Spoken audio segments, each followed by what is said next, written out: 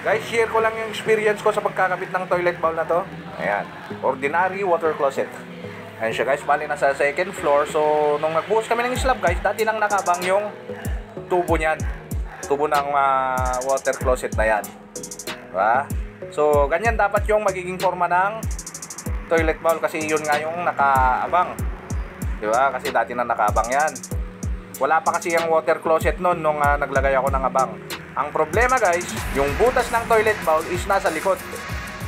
Eh, ang abang natin, ang inabang ko is sa harap yung butas. So, doon nagka-problema. Ayan. Kasi nasa likod yung butas ng toilet bowl. So, gagawin na lang natin ng paraan guys kasi okay din, yung okay naman yung may-ari. So, ang mangyayari niyan guys, imbes na ganito yung forma, palikod sana, ganyan. Kung nasa harap lang sana yung butas ng toilet bowl, sa ilalim, eh, magiging ganito na, paharap na siya. Tapos, lalagyan ko na lang ng tiles dun sa may bandang likod. Okay naman yung may-ari guys. So, ginawa ko ng video to guys for awareness.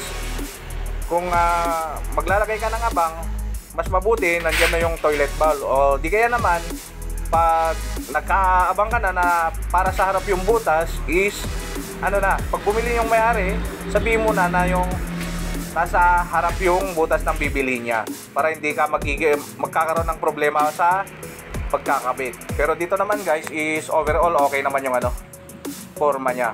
So ayan, bali magtatabas ako dito kasi ayan, para may kakapitan yung toilet bowl. Tapos yung banda sa likod guys, yung dating is tatapalan ko na lang ng ganito ring klase ng tiles. So dito mag-grinder tayo, magkakat tayo para may kakapitan yung toilet bowl. So yun yung ko guys, yung